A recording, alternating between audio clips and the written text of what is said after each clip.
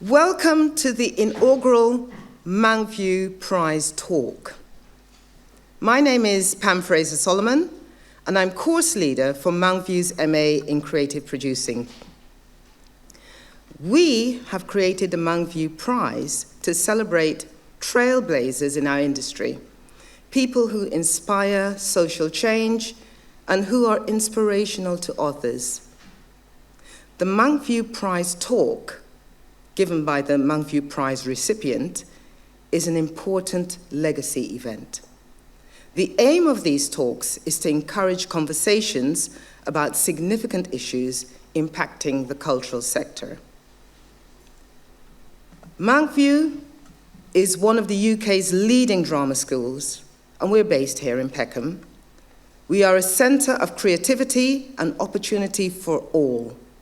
We have young people, we have community groups and professional cultural organisations working creatively in our fully accessible facilities, alongside our foundation, undergraduate and postgraduate bodies.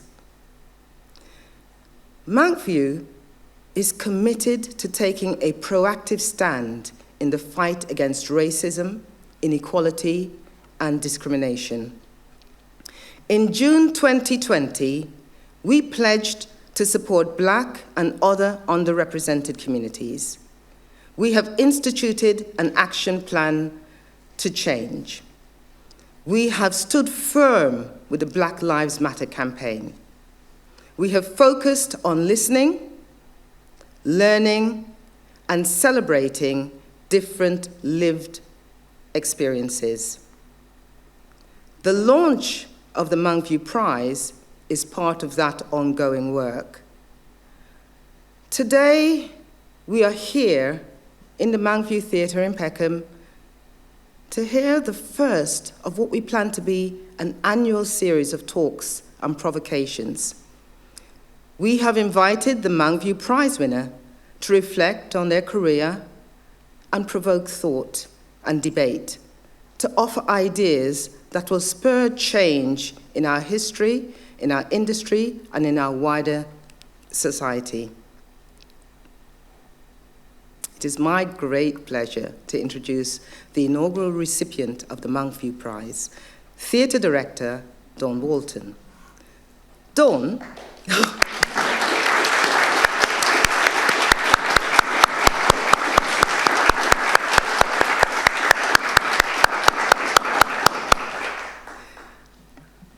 Dawn is the founder and former artistic director of Eclipse Theatre Company. Her most recent productions include The Death of a Black Man, currently showing at Hampstead Theatre. I saw that a few days ago, wonderfully directed. The Gift at Theatre Royal Stratford East, Jackie Kay's Red Dust Road at National Theatre of Scotland, and Black Men Walking at the Royal Court. Dawn Walton's Mountview Prize talk is interestingly titled, Filling the Space, Taking Your Space. Please welcome Dawn Walton.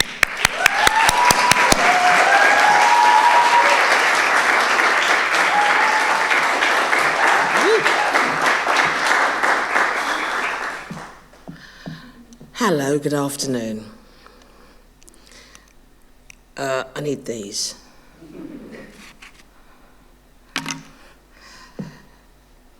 So it's really lovely to be here at Mountview, in this lovely building. I've just been rehearsing here not that long ago. But it's in my beloved South East London. South East London is the place that informed me and informed everything about me. My parents met in SE4, which means I was born and bred in SE4. I went to school in SE10. My first ever job, not in theatre, was in SE8. And eventually I went to university in SE14. Wonder where that was. My beautiful parents, recently passed, are in their final resting place in SE4. So, just so we're clear, I'm not from the slick, gentrified SE London, South East London. I'm from the old South East London. South East London, that when you're at the market and you got your hands on a couple of plantains, someone taps you on the shoulder and says, if you go to that store down there, it's cheaper. And you go, thank you very much, darling. And you trip on down to the cheaper store. That's my South East London. But coming from South East London and holding these values very dear has furnished me with a particular set of skills. And we'll hear, I guess, a little bit more about that as I blither through my career. I would like to thank the senior management and the board for this prize. The utter joy of this prize is that it's a bursary, a scholarship for a talented person from an underrepresented community like me. Not many people know this. I don't think I've actually ever talked about this publicly. So I guess today in South East London is a good time to do that. But I was a recipient of a bursary at the start of my career. It was an Arts Council bursary, and it was for, and here I'm going to take a deep breath, because thank God we're moving that language away now, a BAME person to be a resident director at the Royal Court for a year. That was in 1999, I got that. There's two things to take from that. This conversation that we're having about inclusivity, access, it's not a new one. I've just counted up, because I had to for this. I've clocked in 24 years now, much to my surprise. And I can think of at least 4 bigger moments when we had that conversation. We tried to have this conversation. So that's averaging what? Maths, every 6 years? We don't want to be having this conversation again. The second thing I'd like you to take from this is that a really weird thing happened. When I was working at the court, I was doing a project there at the time, and I opened the papers one day. It was on a Monday. I used to look at arts jobs. I don't know what it is now, it's all online. And I suddenly saw this bursary being advertised for the very place I was sat in. And so it kind of shook me, because nobody had told me about it at all in the building. Nobody mentioned it to me, which was strange. And then I hesitated about applying. So I said to my colleague, a very brilliant writer called Jess Walters, I said to her, I don't think I can. She said, can you apply for that? I said, I don't think so. She said, why not? I said, oh, it's going to be marginalised, isn't it? I wasn't wrong. I was marginalised, but it would never have been about the bursary. And the bursary was important because it was the start of my career, and it was up to me what I made of it. The other stuff, the obstacles, we'll just have to deal with them one at a time. So it was an important lesson. I didn't apply to the very last minute, and I got it anyway. But when I applied for it and I got it, I made it the base of my own sort of self-manufactured theatre apprenticeship. That's how I thought of it. I was really lucky. I had a brilliant mentor in Dominic Cook. I think it was him that encouraged me to ask myself one big question a year and then try and solve it, or not, but go through that process. So my first big question, I think, was, what is the difference between a play upstairs and a play downstairs? Just a very simple question, a very simple idea, because I had noticed that certain plays, if they were produced at all, were always in the studio space upstairs, and other plays were always downstairs. I didn't know what the difference was, and that was a big deal for me then. I read over 350 plays that year, new plays, And I worked a lot in the Young Writers Programme. I spent a lot of time eventually taking over the running of the 14 to 16 writers group. You can learn a lot while you're teaching. I ran that with my old friend, the playwright David Eldridge. And then I grabbed as much time as possible with a brilliant man called Ola Animashuan, who was the head of the Young Writers Programme, an associate director of the Royal Court, and actually the only black member of staff at the court when I was there, that I recall. He was certainly the only member of senior management team, only black member of the senior management team. And we talked a lot about a lot of things. I characterised that time at the court as my way of trying to learn how to work with writers. If you're going to be a new writing director, you better understand writers. So that was the gig. But I also asked as many questions as I could, listened to as many conversations, went to every single script reading, read all the scripts and more, and did as much as I could while I was there. I wasn't networking. I was just learning what was going on, just listening. How does this work? It's a completely mystical world to me. I really didn't know how it worked. And that's all I did. I tried to be everybody's mate, didn't bother with any of that. Just sat, listened, learned. South East London way. The next place I found myself was at the Young Vic. At that point, David Land had just taken over the Young Vic, and it was a place, he turned it into a director's theatre, which it hadn't been before. So I was there very early days of him doing that. And I applied at the last minute for what was then the Gerwood Young Directors Award. And it was the very first year of this, so I didn't really know what it was. And I took a risk because I pitched a play that I actually found really annoying. And that was Genet's The Blacks. I was like, what is this? I was in a bookshop in Greenwich, and I used to always go and sit in there and just find plays at the back. There was a section at the back that was just full of plays, and I used to just go through them. I was like, I don't remember talking about this at uni. It didn't come up. Le Negre? What's that? But I was also intrigued by it, because Genet had written a play for an all-black cast. I don't know why I thought he qualified for that. Fair enough. I'm going to have a go at it. So I pitched it, and I won one of the awards. There were 3 of us that were given the first awards, and I won the first one. This was actually going to be the first time, I think I was about 4 years in now, and this was actually going to be the first time I was working with an all-black cast. So I don't know if I used that language then, but I was making a black space. So innocently, I asked, is there any chance that I can have a black DSM? And after I was told very firmly there aren't any, I asked again.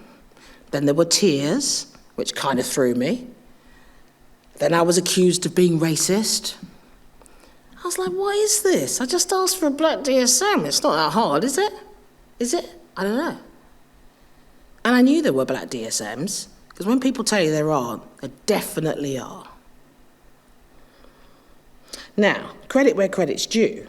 Senior management, once they intervened, everything was sorted, and I did get a black DSM. But it made me certain about asking for what I needed. Just being brave enough to ask. I'd literally never asked that question before. And it just made me certain that I should ask. Because here's an interesting thing. The person I pointed him to, I'd seen in another building, and she was an ASM. So I went up and spoke to her. She wasn't working with me, but I just said, how long have you been an ASM? Had a chat, da-da-da. She said, actually, I'm a DSM as well, but I never get any DSM work. I only get ASM work. And that's fine, I like both, but I'd love to be a DSM. That's my goal. So my asking that simple question led to her getting that job. And it was her first professional DSM post. So lessons were learnt there. Now I'm taking space. Someone else is taking space too. Simple, but it works. And that kind of set me on a path that I didn't even know I was on. And I wasn't going to bear fruit, and it wasn't going to bear fruit until much, much later. Okay. A few years later, I was pretty low. Only too aware of the hierarchy and not really working. Because there's this hierarchy being hired, or there was, and the only way you can get good as a director is by directing stuff, and I wasn't getting enough work. See that thing about that marginalising I was told about earlier? That was happening to me. There was a main list of directors. I knew I wasn't on that list. Every theatre had their list. That's why the same people were directing shows all the time. And then I knew there was another list, or the blacklist, if you like. And I knew that had two that I knew of, women, directors of colour, who were at the top of that list, because I sat in those script meetings and go, oh, let's get so-and-so and see if she'll do it. Let's get so-and-so if she's to do it. It's always the same two names. And the third person on that list would be pretty much any white male director who was coming through. They'd give him a gig, bring him in as an associate, develop him up. And then somewhere below all that, I knew that's where I existed. So I hadn't breached that yet. And that's fine. But it wasn't a very encouraging or warm environment I was living in, sitting at home waiting for a phone call that wasn't coming. So I took some action. I wrote to the head of studio at the National Theatre. It was Lucy Davis at the time. And I asked her if I could possibly come in and meet, just have a chat. You know that thing we do in theatre, the chat. And she was great, actually. She responded really quickly. She'd seen my work. She'd seen my main house show at the Young Vic. So she came straight in. She said, yeah, come in. And we sat and we talked. And I said, look, these are the bits of my work that I think are really brilliant. I'm really good with text, but I'm not so good with pictures. I need to work out a way of doing that. I'd like to study this, this, and this. And she said, great. And this chat resulted in an 8-week residency at the National Theatre Studio, which was great, and I was incredibly grateful.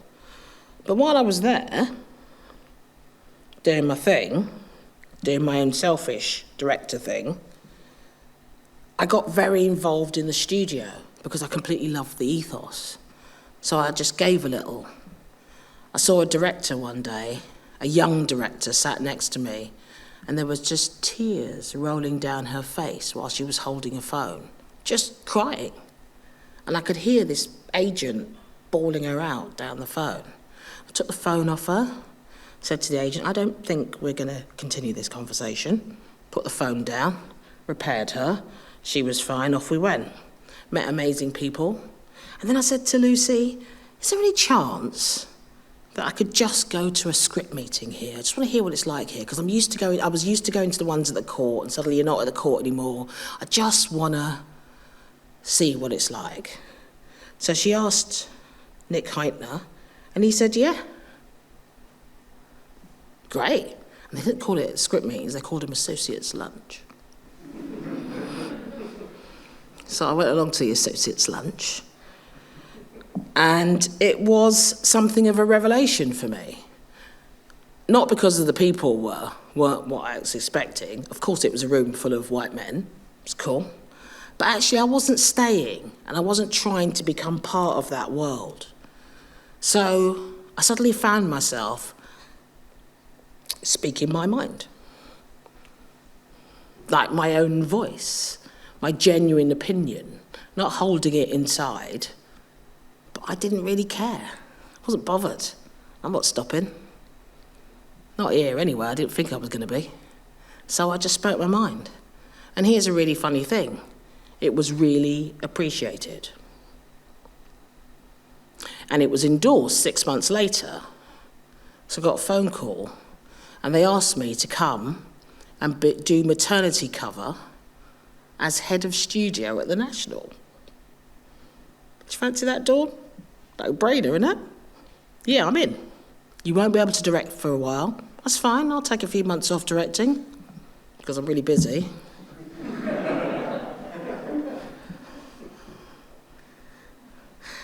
But suddenly I was in senior management in like one of the major institutions.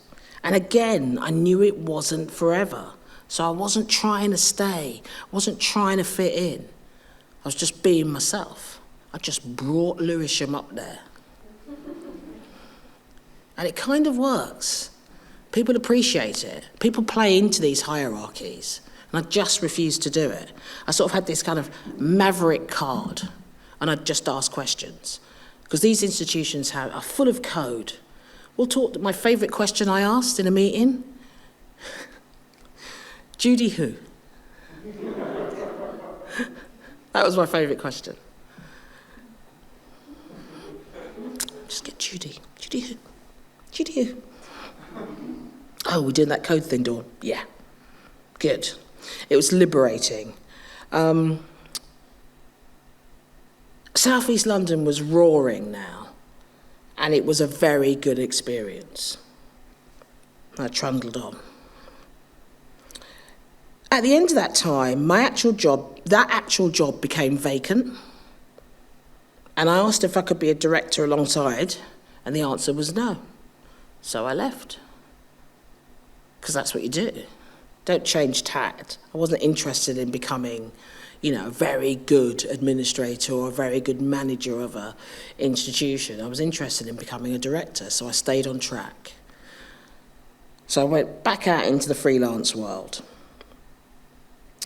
and fell into a year-long, depressing silence, during which I mentally left theatre. I was gone. I was like, that's it, it's over, it's fine. I had a good run.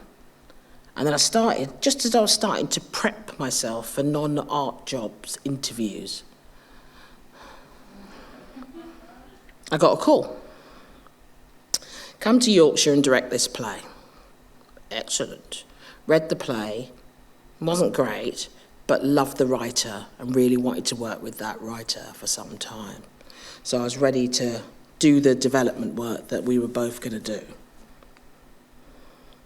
But unbeknownst to me, I was walking into the most racially toxic environment I've ever encountered in theatre. It was vile. It wasn't because I was in Yorkshire. Love Yorkshire, me. Yeah, it wasn't that. It's because of that building. It was toxic, that space. It was a dangerous place to be. Now, I never know if this is good or not, but one of the things I'm my mother's daughter in that sense, is that I have a huge amount of resilience. It can be quite painful at times. You can hurt yourself because you hold up things that you shouldn't be holding up, but that is the truth. I am resilient. So I dug into my resilience and I toughed it out. The other thing I've got is that I used to do a very different job to this. Don't know what it was, but it was officey. So I always just go, I don't do office politics, darling. I don't do office politics. But actually, in that building, I knew I did do office politics. I did it really well. I did it well enough to survive in a toxic environment. But it wasn't pleasant. And actually, during lockdown, I had a recall of that whole experience and had to go back into counselling. It was a horrible experience, genuinely. But there were some beautiful things about it. We did the show I wanted to do. I did navigate it mostly safely. But the people who held me was when I went out and looked for the black community. And they held me, they fed me, and they told me their stories. What they'd been through, what those institutions and all that, what they've been through with that particular institution, and all those stories fed me and fed into my strategy for survival. And more importantly, it lit. It took ages writing this line, I just blew it. Come again. And more importantly, it lit the gas lighting, and I used it for fuel. Now, the next thing that happened was that I applied up north to be the artistic director of an initiative, the Eclipse initiative. When I applied, I knew I was never going to run an initiative. I hate initiatives. They're really pointless because they have no legacy. So I was incredibly grateful to hear Pam mention the word legacy in her introduction just now. In fact, I wrote it down. It's very encouraging. There's no point doing these things if there's no legacy in them. That's why we're doing this every 5-6 years.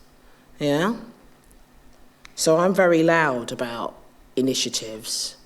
And this initiative was designed for the benefit.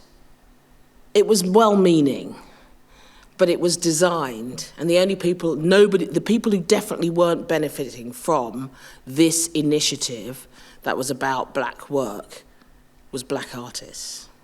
Black artists were not benefiting from this initiative. So I was going to change the structure of it.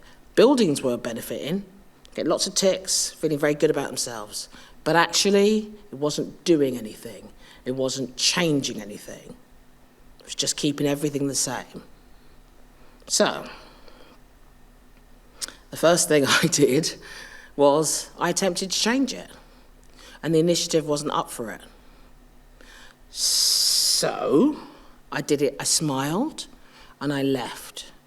And I went into a period of not being paid for 6 months. I just held the initiative. But in the interim, I set up a company, I set up a bank account, put a board together, and then I went back. And then people explained to me, it's really difficult to run a company, Dawn. And I was like, yeah, you need a constitution. Constitution on the table. You need a board. This is the board. You need a bank account. Checkbook. Remember those? I did it anyway. And I was like, they fund it or they don't fund it, and that's fine. But I didn't take it down to London. It was needed up in Yorkshire. There was space up in the north. There was nothing, apart from a lot of divide and rule. And I wanted those people that held me in that visit to have what they should have. So I started the company, and I finally got the back-in. It was quite a ride doing Eclipse. I think it was quite an interesting moment. I knew I'd made my point when 5 years in, I looked at what had been done by the initiative, which was 4 tours. And what had been done in my first 5 years was 5 tours, 10 films, writing workshops, all kinds of activities. A huge audience development program, because we were committed to what we were doing. And I'd also just launched Revolution Mix. Revolution Mix was a disruption, to be truthful. Revolution Mix was about bringing new black British work, making it, developing it, and touring it. But here's the kicker. At no time does any of the partners, and we had 12 partners signed up across the country, at no time were they allowed to decide what the work was, who the writers were, or even see the scripts. So I had to buy the tour. I don't believe that's been done before. And the only reason I did it was because these were all the obstacles I'd seen. growing up in this world, listening to what was happening in those script meetings, listening to how plays were being deconstructed in script meetings by people who just didn't quite get it. That's true. I sat silently and listened to all that. And I took it all, rubbed it up in a little ball, put it in my tummy, and made Revolution Mix. The results of Revolution Mix were some of the plays that you heard Pam talk about. Black Men Walking is a piece that was a made piece of work. It was developed through a series of R&Ds. It was made, inspired by the independent sector, who I was working with. Once you're outside London, the hierarchy of resources is very clear. You can get a bit muddy about it in London. It all looks a bit equal, but actually once you step outside, you can really see it. So we took the hierarchy goes, the resources mostly go to buildings. Outside of that, the next people to get it are the independent sector. And at the bottom of the independent sector are the black independent sector, who are still making work, but with the least amount of resources. But the work is different. They don't even call it theatre purely. It's all kinds of things. It's very exciting, it's very inspiring, and it changes theatre. So I want to take that spirit and put that into my work. And it changed how I worked, and how I make work, and how I collaborate with others. So, I can go on, but I won't. I think there's a clock ticking as well. Don't know where I'm on it. The things that I did that I thought that were important when I was taking space, the thing that led me to take space were the things that people told me I shouldn't be proud of. I'm very proud of being a black woman. I'm very proud of being from South East London. Bring it. Yeah? And I put that in the room because that's my thing. That's what makes me unique. That's what gives me the world view. That's what informs me. I'm very proud of my Caribbean heritage.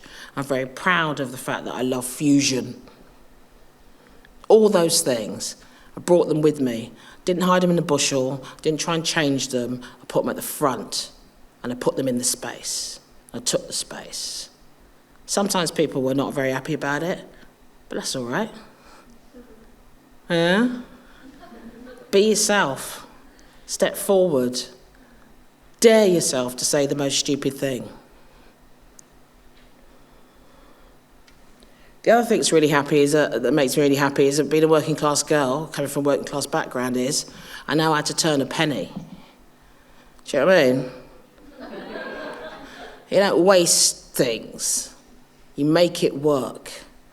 I'm not talking about not paying people. Everybody needs to be paid. Everybody's got to eat properly. But I'm saying you don't waste things.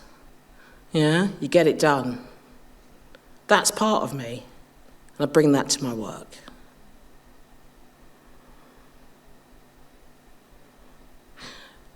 Leadership. Doing Eclipse, people started calling me a leader. I thought it was kind of funny because I never ever set out to be any kind of leader. But what I did set out to do was, when I spotted a gap, tried to fill it.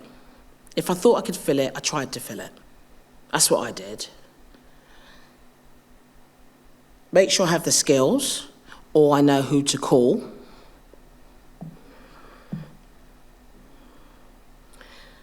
And then have a plan, a really simple idea. Eclipse was about audiences, and I hang everything on that. Whether it's in our audiences were the next lot of black artists or artists of any kind, or whether it's the patrons, etc. It's about audiences. Change the programming, innovate. The last two things are this. Enable others. I don't want to be the only person in the room. It's really boring. Yeah? Change up the room. So enable somebody else. If you know something or you learn something, Share it fast. Don't keep it to yourself. And the last thing of this, in terms of leadership, is to know when to leave. In the play that I've just directed, that's on now at Hampstead Theatre, Death of a Black Man, by Alfred Fagan, a brilliant playwright who lay undiscovered again for 46 years until Hampstead rang me up and said, come and do this play. And in the play, he talks about this concept of evolution or revolution. Revolution must come, he said, in the play. Character Stumpy says this. And the revolution will only come if we make space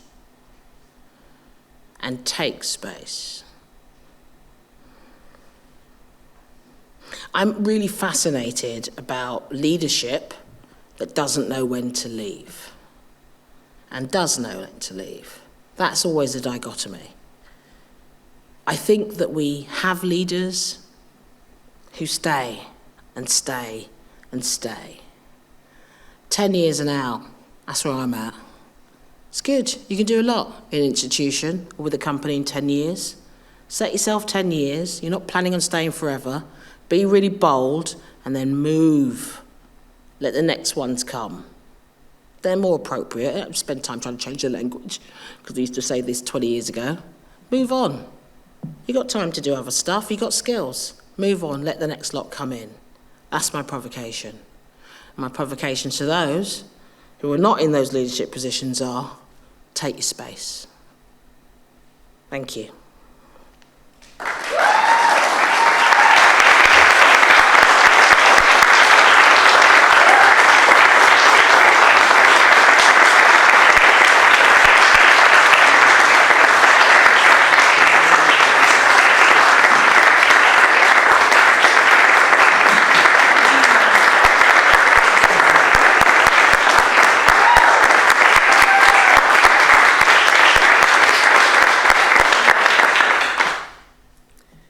Thank you very much, Dawn.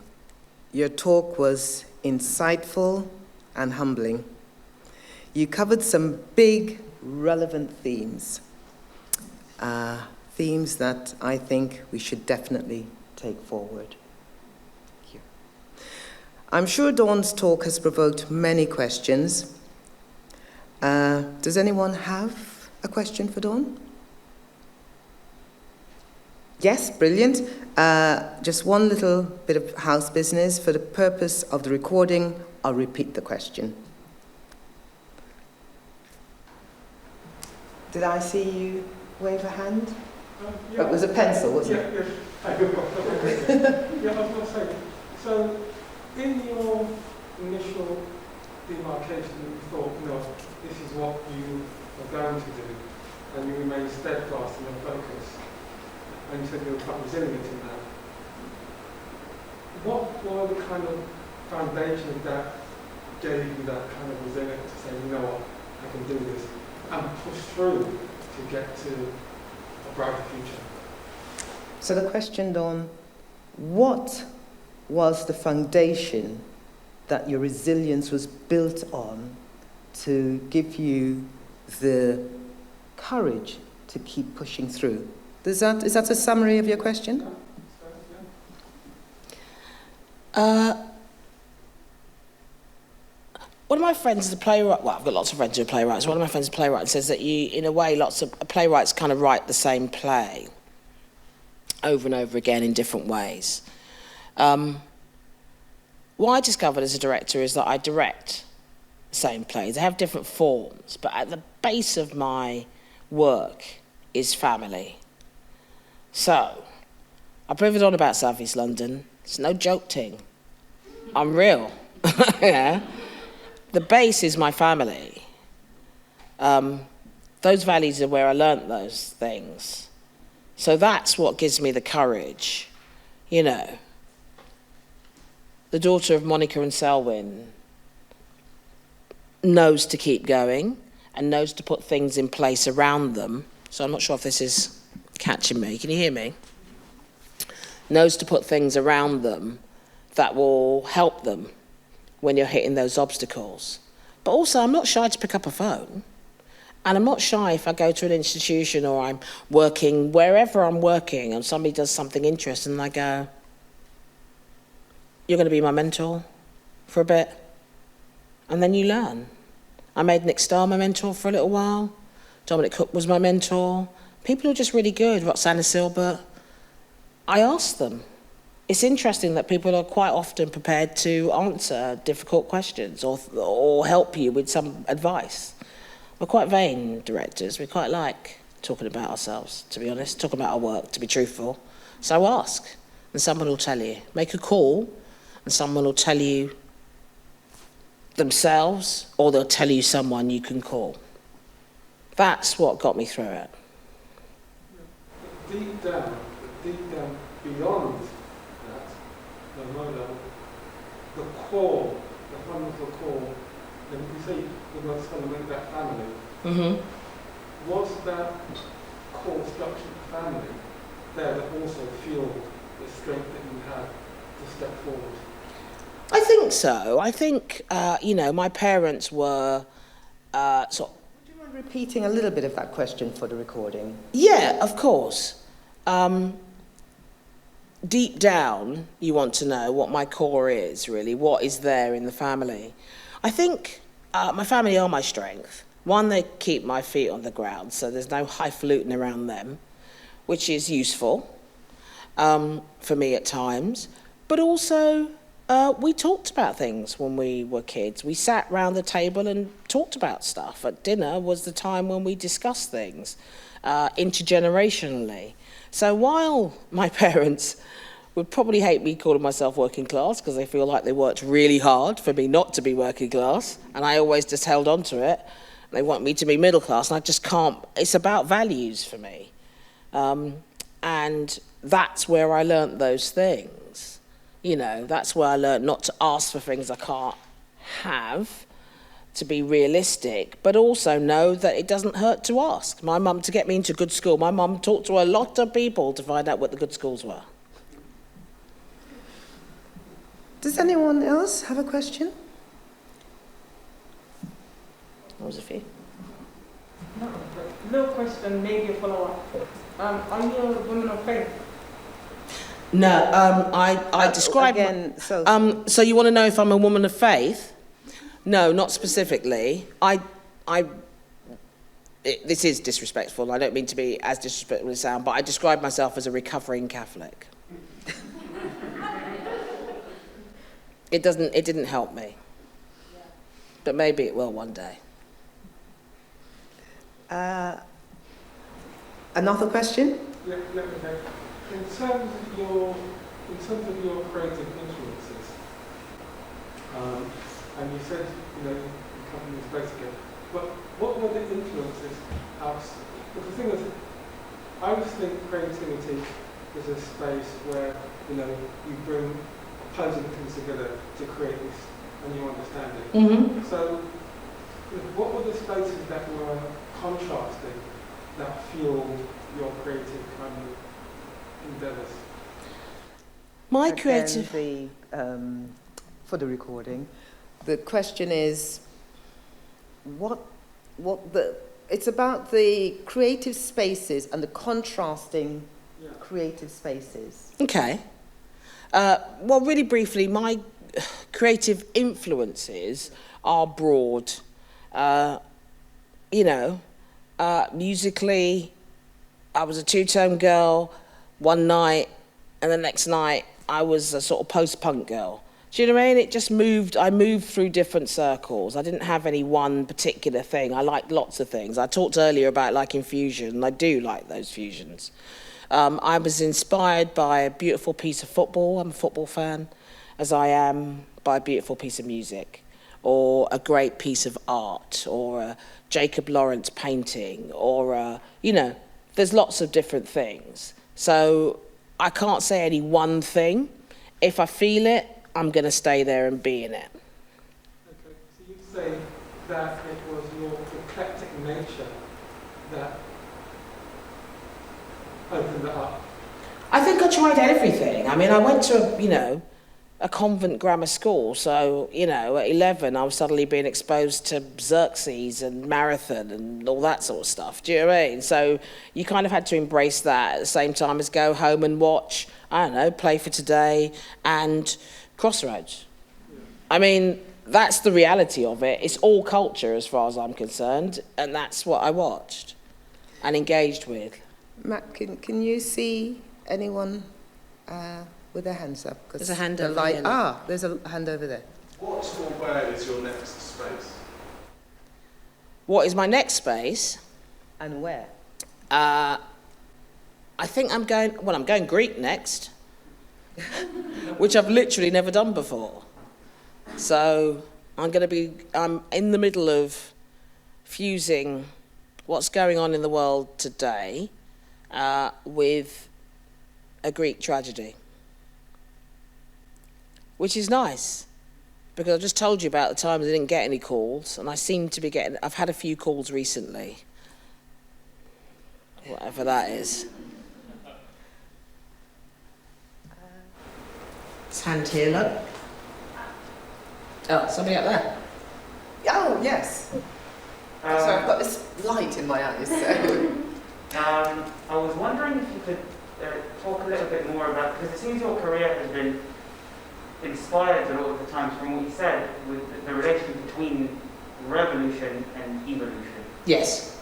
And I was kind of wondering if you could expand a bit on that sort of interesting distinction, because it seems to me that it's necessary to have revolution so that we can evolve as a society of artists, and I was really inspired by that saying, so I thought if you could elaborate on that.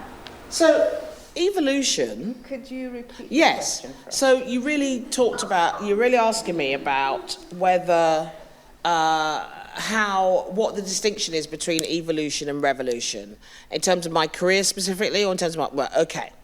So I would say that really is much more about the community, the broadest artistic community, all of us.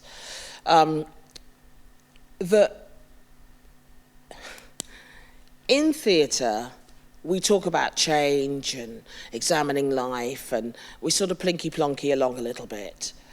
And we don't really...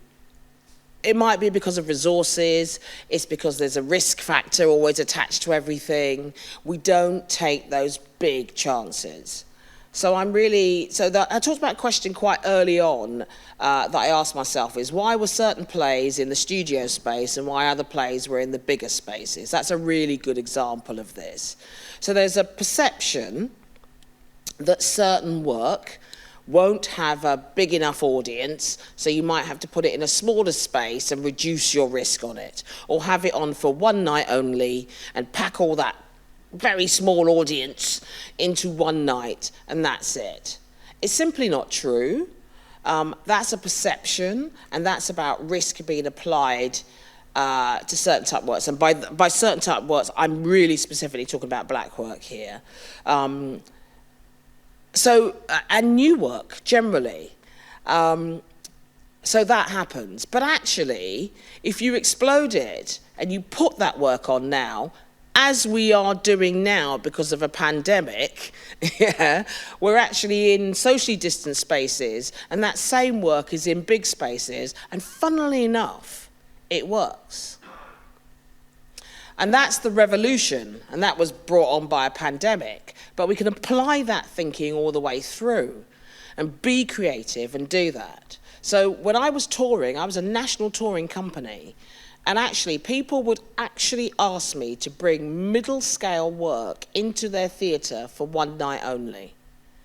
That's an extraordinary thing to ask, because if you can imagine a middle-scale set, proper sets and stuff, you'll put that up in one day and have the show that night and then put it down, it would be awful. So it would then make that work self-propelling, it would just die. But actually if you say, here's the deal, everybody signs up, you've got to take this work for a week or you're not having it, which is basically where I went. Then suddenly that work's on for a week, and suddenly people are chasing it, and the people that don't normally have time to see it or don't hear about it till the last minute are hearing about it because it's been on for a week, and the place fills out.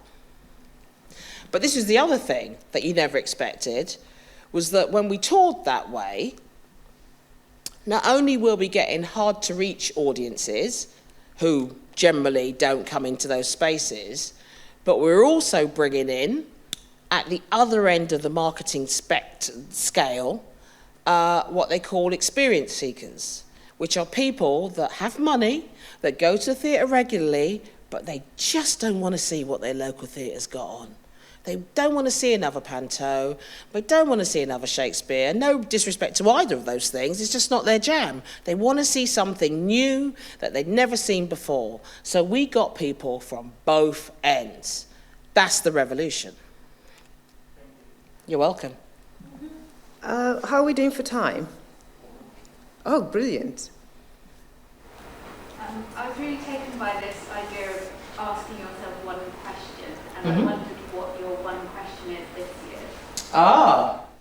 Yes, I like that one. So, asking yourself one question. I haven't asked myself one question this year. Do you know why? Because I think I've been at home for a long time. I mean, my main thing this year is about how I work for my own health. We work ridiculous hours. We're not paid for those hours. We're burning out. I'm going to say now that before the pandemic, I left Eclipse to try and have a more sane way of living. It's risky, you're going back to freelance. But actually, I left Eclipse on a Friday, and on Monday I was flying up to Scotland to direct the next show. And then it just kept going like that. And I couldn't stop until the pandemic hit. And then suddenly I was at home, sleeping, mostly, for quite a long time. And that's what I mean. It's like, why do we... So I then come out of the pandemic, I've properly rested, I've had time to prepare, and I can feel my directing is better than it has been for a very long time. So I just think we need to really fundamentally look at the way we work, which means that people really fundamentally need to look at the way that people are paid, particularly freelancers. I hope that answers your question. But I do encourage you, the one question thing is really useful. Do we have time for one more? Oh, brilliant. Yes. Yeah, you seem to have like had to overcome like a lot of adversaries in your career based on what you said, especially in the beginning. So, do you have any advice for young practitioners who are now stepping into the industry in terms of how to like present themselves? Well, my strongest advice is be yourself. I mean, I know I wasn't necessarily myself when I started. Theatre's a really weird thing. It sort of says, yeah, be yourself, and then it sort of persecutes you for being yourself. Or it decides who you are, and it tells you what work you can do. So I think you just need to start making choices. Be really clear about what you're doing. There were several moments in my career when I could have kind of veered off. Quick story. I was assisting on a job. I can't mention any names, because, actually I don't know why, but just out of respect of some sort. But I was assisting on some job. The only bad assisting experience I had was a director that clearly just didn't really know what they were doing. And when I arrived, there were 2 assistant directors. And I was like, why is there 2 of us? I mean, I don't mind, but that wasn't the deal that I signed up for. I thought it was really weird. Anyway, at some point, this director said to me, and the other director, assistant director, look, I need a couple of wenches for the production. So I'm wondering if you 2 could play the wenches, right? Now, I don't have a problem. It's not some sort of hierarchical thing. I don't have a problem with being on stage. I'm all right with it, actually. But I'd gone there to be an assistant director, and I didn't see how I was doing my job dancing about on stage. I mean, that's literally what I would have been doing, and coming in with cups of tea. I wasn't doing that job. So I said, I don't think I can do that. I think I'll be having the wrong perspective to do this job. The other person said yes. The other person is a very, very good, up till today, ASM. Lovely person, but actually became an ASM and did not become a director. I was removed from the job. Very happily, might I add. I do think if I'd said yes to that, I don't think I'd be a director today. Stay on your track. If you want to be a director, be a director. Don't get distracted off into acting and doing all these other things. Unless you're really good at all those things, then go for it. But put everything in place. Stay on your track. That's my strongest advice. Keep your voice and ask. So the advice we got today was be yourself, step forward, be resourceful, stay on track. Thank you all very much for coming, and can you join me again in saying a huge thank you to Dawn?